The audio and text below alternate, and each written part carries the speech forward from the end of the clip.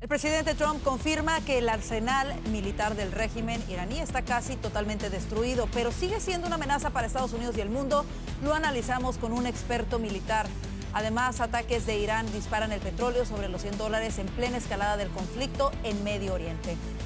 Y Claudia Sheinbaum recibe un duro revés en el Congreso al no aprobarse la cuestionada reforma electoral. Esto y más en Voz News, que comienza ahora.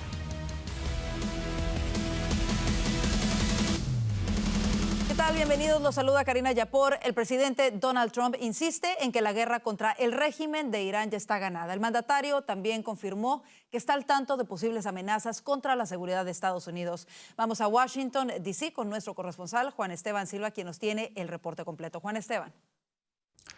Hola Karina, ¿qué tal? Los saludo desde Washington. Pues mucha atención porque el presidente Trump está insistiendo en que prácticamente Estados Unidos mantiene este conflicto, esta guerra ganada. Dice que se tiene que diezmar las capacidades del régimen iraní, que ya lo están logrando con pasos importantes, pero que también se tiene que garantizar la seguridad del estrecho de Hormuz, que es una de las rutas energéticas más importantes del planeta. Miremos parte de lo que ha dicho el presidente de los Estados Unidos. They've got no Navy, they've got no Air Force, they've got no anti-air traffic, anything. They have no systems of control. We're just riding free range over that country. And now we're going to look very strongly at the Straits. The Straits are in great shape. We've knocked out all of their boats. They have some missiles, but not very many. I think we're in very good shape. The main thing is we have to win this thing, win it quickly, but win it. And there are many people, I'm just watching some of the news. Most people say it's already been won. It's just a question of when. When do we stop?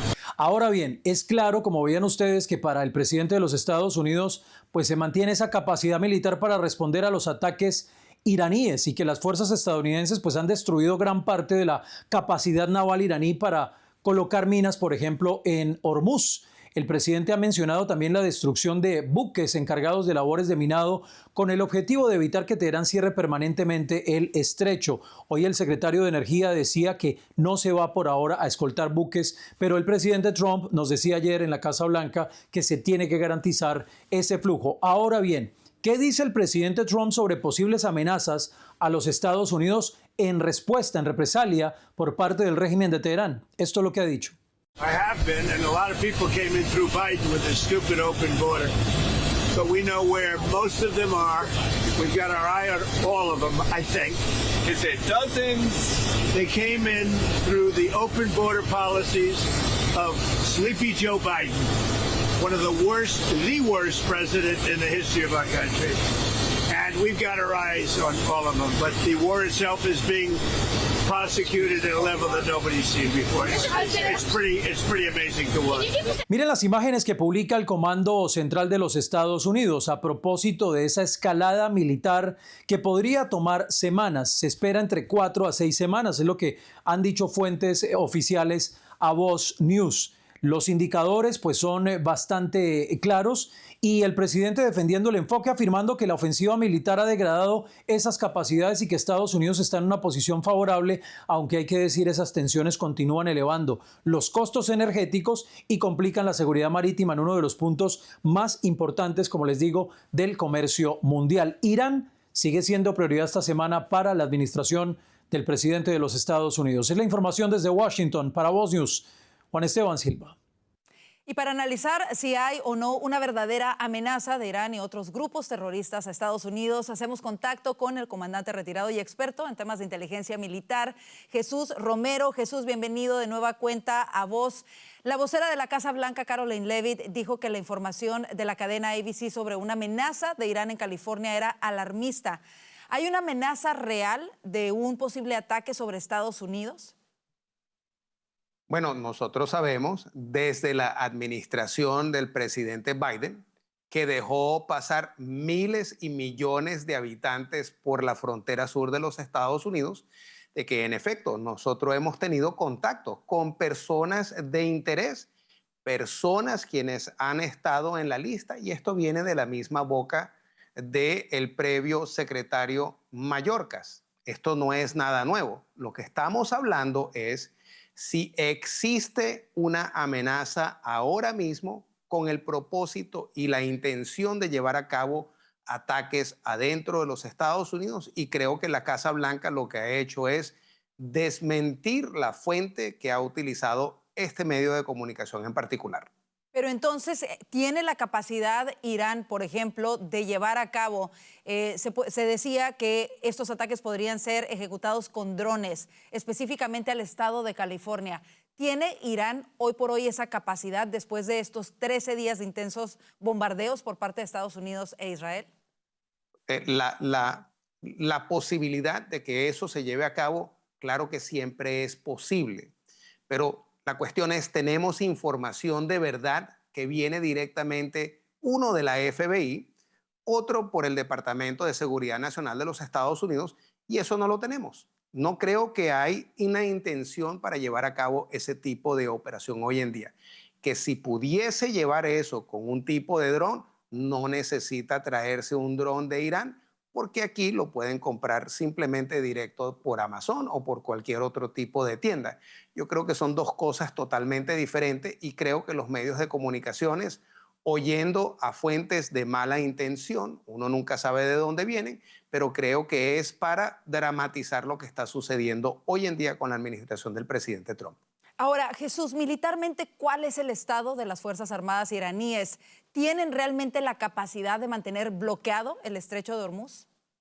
Bueno, por medio del comandante del Comando Central de los Estados Unidos en el Medio Oriente, han llevado una operación aplastante y arrasante contra objetivos militares que en 12 días han llevado a cabo 6.000 neutralizaciones o destrucciones de objetivos directamente de orden militar, como la cadena de comando, comando y control, los sitios de los misiles, las factorías, los lanzacohetes, barcos. Han destruido más de 90 embarcaciones, incluyendo casi toda la flota iraní, más las embarcaciones nodrizas que siembran minas en el Golfo Pérsico.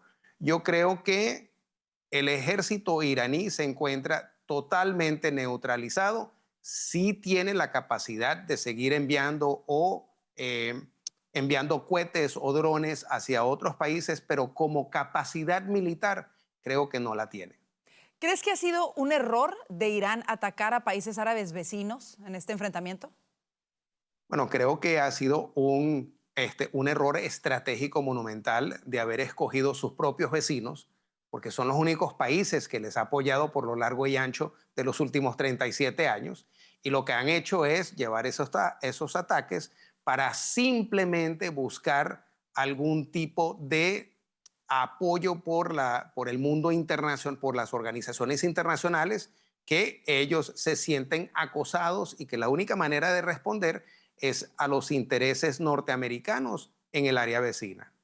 Jesús, ¿cuál es el estado de la influencia iraní en Latinoamérica con los acontecimientos, no solo de las últimas semanas, sino de los últimos meses, incluyendo la caída de Nicolás Maduro?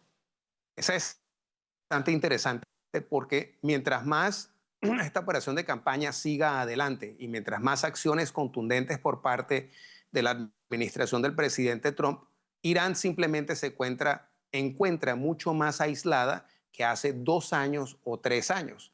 Estas relaciones y visitas que se estaban llevando a cabo por medio de Irán hacia Cuba, hacia Venezuela y hacia el Brasil, eso ha terminado.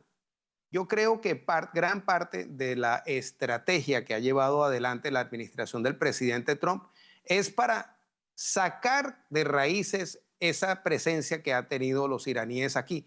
Recordemos que en el 2023-2025 el presidente Lula invitó a Irán a que vinieran embarcaciones de guerra iraníes a Puerto de Río de Janeiro por estas buenas y excelentes relaciones de las cuales los Estados Unidos objetó.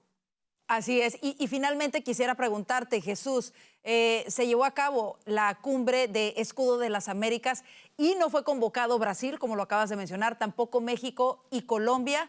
¿Qué te dice esto? Estos tres grandes países en la región que serían fundamentales para la lucha contra el narcotráfico.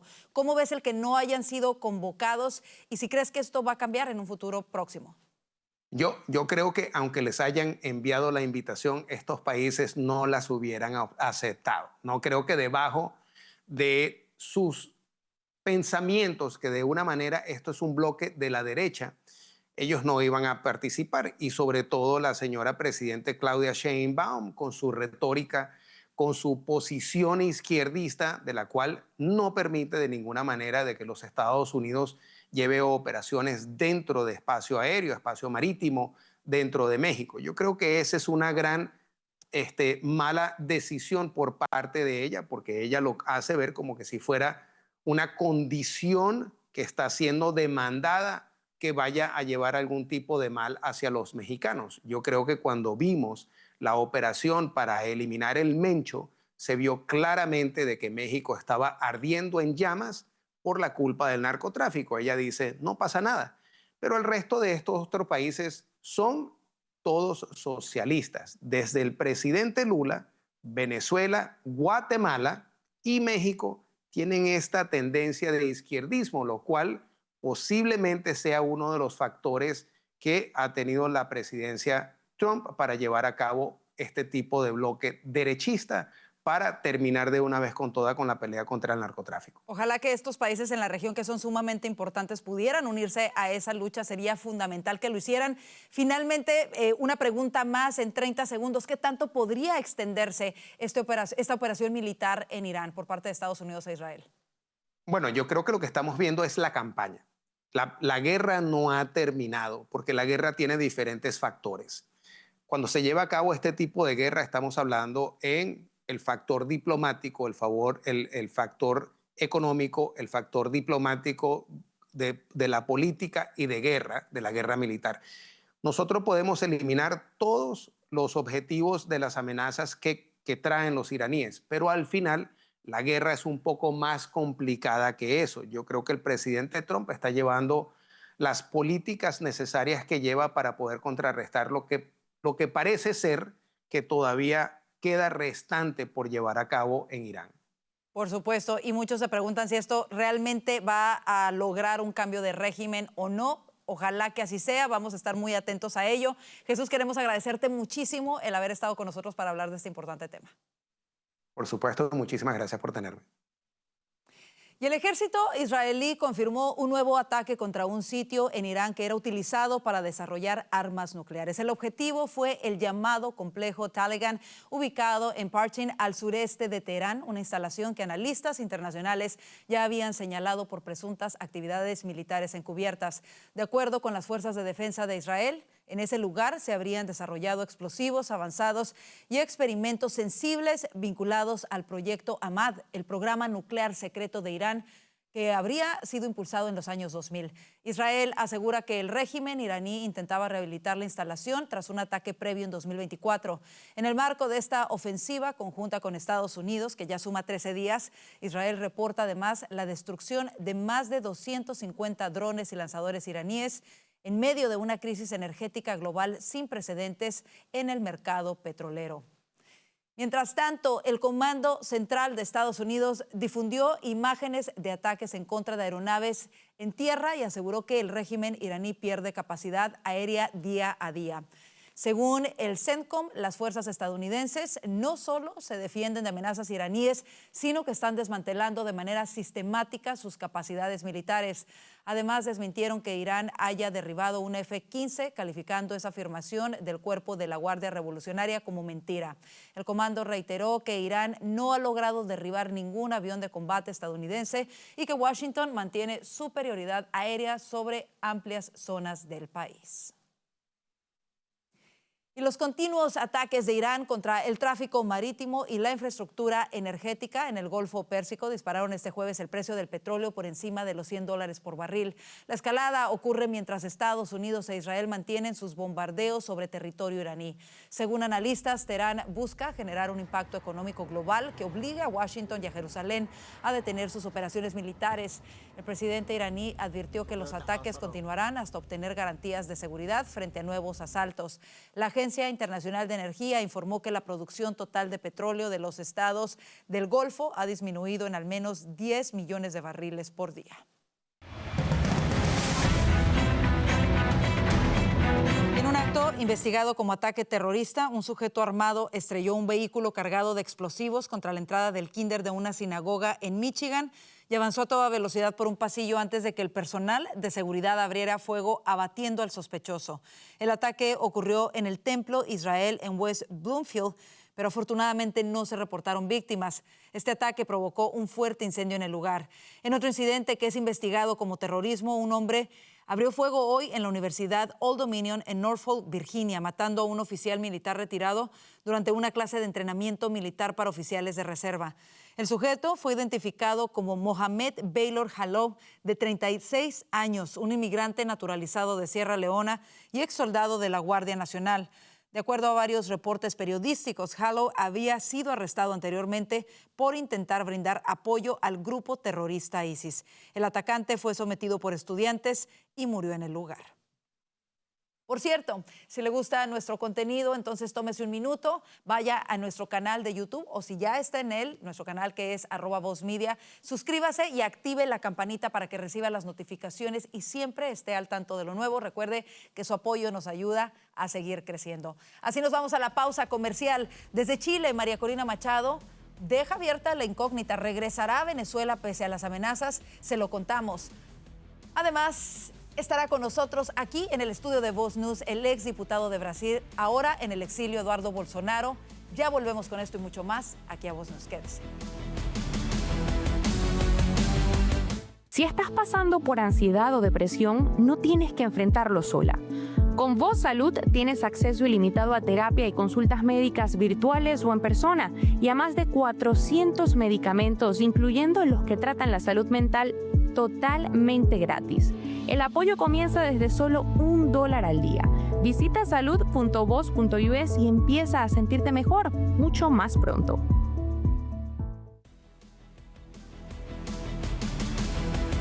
Desde Chile, la líder de la oposición venezolana y Premio Nobel de la Paz, María Corina Machado, reafirmó su disposición de regresar a Venezuela pese a las amenazas en su contra por parte del chavismo y aseguró que será de manera coordinada con los aliados. Escuchemos parte de lo que dijo el día de hoy en rueda de prensa. Sí, hay obstáculos, hay procesos complejos. Efectivamente, un aliado fundamental es el gobierno de los Estados Unidos y el presidente Donald Trump y el secretario de Estado Marco Rubio. Porque al final, el 3 de enero, vimos cómo finalmente se aplicó la fuerza de la justicia internacional ante una estructura criminal. Hemos descansado demasiado. Queremos empezar a trabajar ya, hoy. Esto no lo para nadie. Y por lo tanto, mi regreso a Venezuela será de manera armoniosa, coordinada con los aliados y una vez que pueda terminar de llevar adelante una misión que vine a cumplir y que incluye, entre otras cosas, poder estar aquí con ustedes hoy. María Corina Machado asistió a Chile para la juramentación del presidente José Antonio Kast, en donde compartió brevemente con varios mandatarios como Javier Milei, José Raúl Mulino y el senador y candidato presidencial de Brasil, Flavio Bolsonaro. Y recientemente en el estado de Florida se realizó la primera cumbre regional Escudo de las Américas, en donde mandatarios y representantes de 17 países asistieron a petición del presidente Donald Trump con el fin de lograr acuerdos en la lucha contra el narcotráfico en la región. Sin embargo, uno de los grandes ausentes fue Brasil, junto a Colombia y México. Para hablar de ello y de otros temas nos acompaña hoy en el estudio Eduardo Bolsonaro, hijo del expresidente brasileño Jair Bolsonaro y exdiputado federal ahora en el exilio. Eduardo, bienvenido a Voz News. Gracias, Karina. Qué gusto tenerte por acá.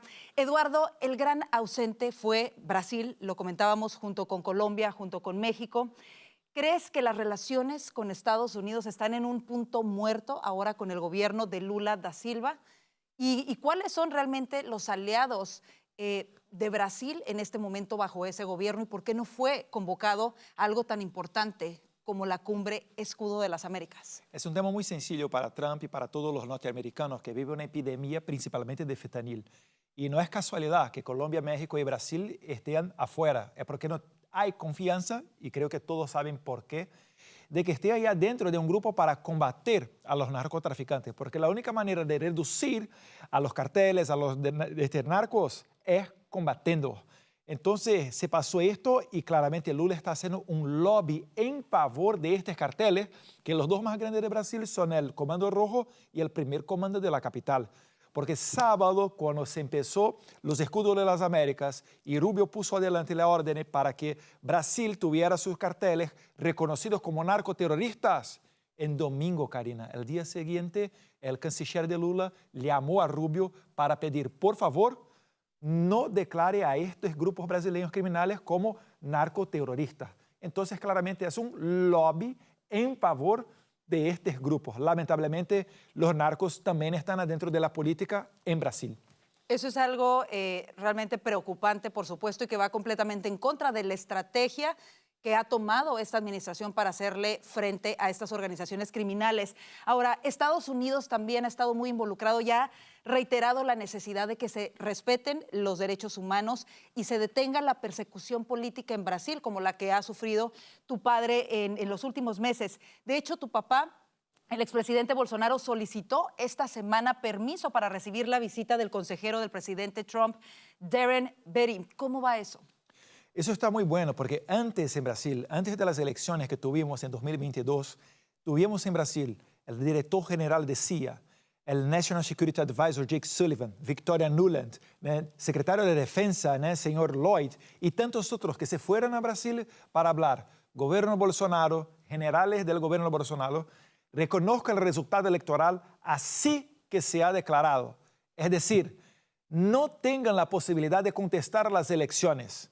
Pues bien, ahora, 4 años después, Brasil va a tener elecciones en octubre y que estamos teniendo es justo el revés de esto. Está yendo a Darren Beattie para garantizar que no va a pasar censura y para comprender el sistema electoral brasileño, para fijarse que no van a pasar fraudes. Creo que este es el principal mensaje que va a llevar Darren Beattie de State Department para Brasil. Por supuesto. Ahora, tu papá, y para la gente que a lo mejor no lo tenga fresco, fue sentenciado a 27 años de prisión. Se encuentra en la cárcel detenido ahora mismo. Sí. Se le negó recientemente el arresto domiciliario, tengo entendido, Sí. por supuestamente un golpe de Estado o intento de golpe de Estado. ¿Cómo se encuentra anímicamente tu papá? La salud de está mazo, ¿no? Sufrió una cuchillada de un ex miembro del Partido Socialismo y Libertad, aún en 2018, durante la campaña presidencial. Entonces, por cuenta de eso, ya se pasaron 10 cirugías y por toda la vida va a sufrir las consecuencias de esto. Entonces, la salud de él es algo que es sensible, no está tan bien y por estar ahí arrestado, las molestias se quedan más crónicas, peores, ¿no? Entonces, seguramente es un caso, como la ley brasileña habla, de que sea llevado para una prisión domiciliar. Pero para finalizar este tema, tengo que acordar a los amigos de lengua hispánica, a los americanos también, que el establishment de Brasil quiere que nosotros creemos que cuando Bolsonaro no era más presidente, en un domingo de enero, cuando en un momento estaba en Estados Unidos, en Orlando, en Disney World, puso adelante un montón de personas, viejas, señoras, hombres sin armas, para hacer un golpe de Estado. Eso es ridículo, pero Karina, finalizando, para mí es un honor, porque es decir, no tenemos vinculaciones con carteles, no estamos en problemas con la Suprema Corte por cuenta de corrupción, sino que por un crimen que se fue inventado. Por eso es que hoy están en el centro de escándalos de corrupción en Brasil. Sin embargo, ha sido algo sumamente difícil, por supuesto, para ustedes, para tu familia. Tú te encuentras, de hecho, en el exilio ya a causa de toda esta situación de persecución.